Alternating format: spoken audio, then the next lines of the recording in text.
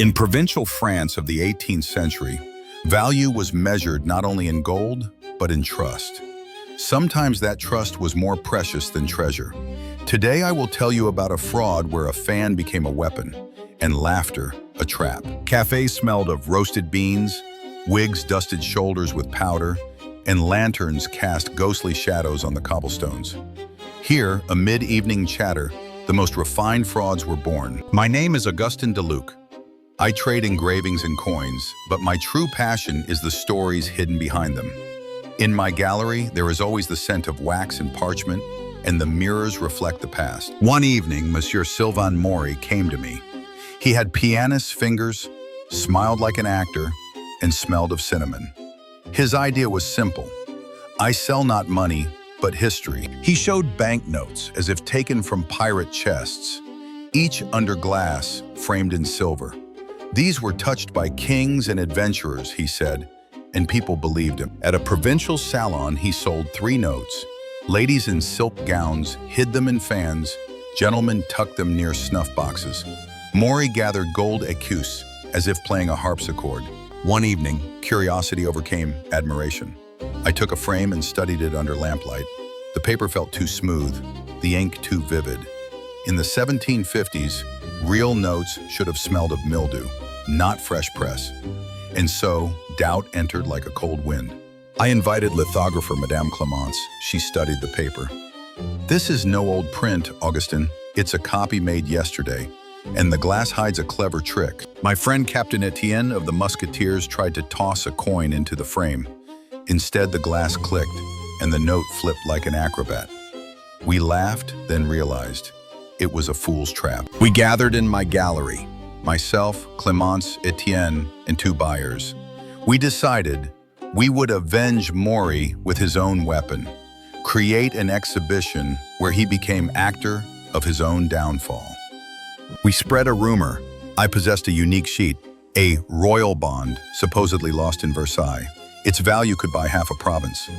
The rooms smelled of hot wax from candles. We sealed false stamps, drank spiced wine, while Clemence practiced writing tangled signatures. Etienne, dressed as a wealthy provincial, rehearsed saying, "I'm so naive, I'll buy everything." We burst out laughing when he forgot lines entangled in his wig. Upon the forged bond, we brushed invisible ink, visible only by candlelight. When heated, words would bloom across the page, "Thief caught." It was poetry and vengeance in one stroke, designed for the moment Maury tried to cheat again. The salon shimmered. Chandeliers sparkled above velvet chairs, fans fluttered, snuff boxes clicked.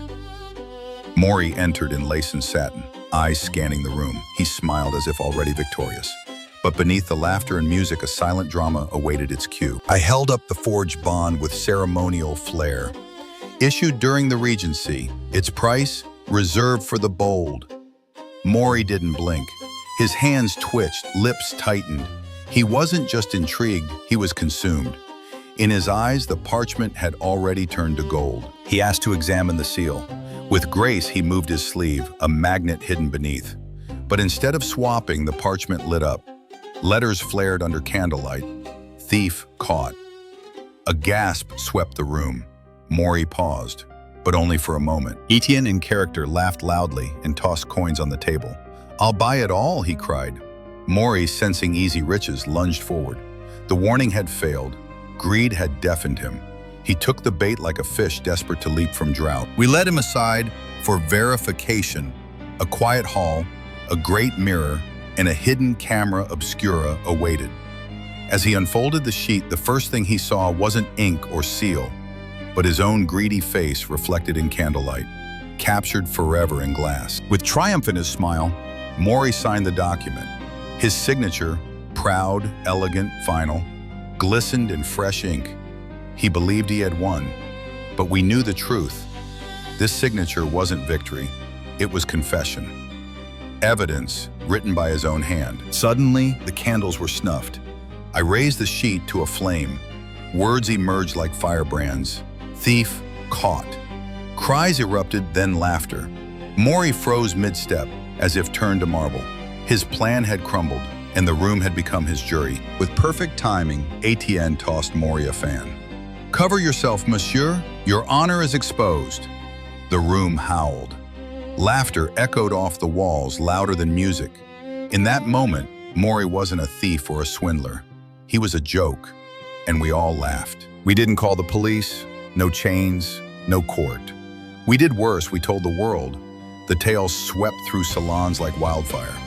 His name became a warning, and in every whispered joke or toast to clever justice, he lived on, shamed forever. In my gallery, we mounted his silver frames, empty now, beside the fan and the mark sheet. Children giggled, ladies raised eyebrows, gentlemen murmured, "Justice." It was no longer a con. It was a lesson, framed, preserved, and lit for all to see. Behind glass, I placed a single fan, modest, folded, untouched. On its silk edge, inscribed in fading ink, "Trust is worth more than gold." Visitors stopped before it longest, not for its beauty, but its truth. A quiet sentence stronger than any verdict. Maury vanished from the province soon after. Rumors placed him in Marseille, perhaps Lyon. Always moving, never trusted. Wherever he went, whispers followed. People didn't fear him, they laughed. And in the world of swindlers, that is the cruelest fate of all. Every fraud begins with a lie, but survives on belief. Maury's cleverness was nothing without our willingness to be fooled. He offered illusion, we bought meaning, and in doing so we learned. It is not the thief who decides the crime, but the believer. Sometimes in the quiet of night, I walk alone through the gallery. When candlelight flickers and a fan rustles in the shadows, I feel it, as if Maury's shadow still lingers behind the glass, watching, waiting, perhaps regretful, perhaps ready to deceive again. So I ask you, dear listener, what is truly more valuable, gold or trust? Can anything shine brighter than belief? And if we give trust freely, can it ever be stolen? Or do we surrender it piece by piece with hope in our hands? If you enjoyed this tale of illusion and downfall, the story of money under the fan, then subscribe to Stories of the Gallerist, leave a like, and share it with friends. That helps us hold a mirror to every fraud and sharpen the truth together.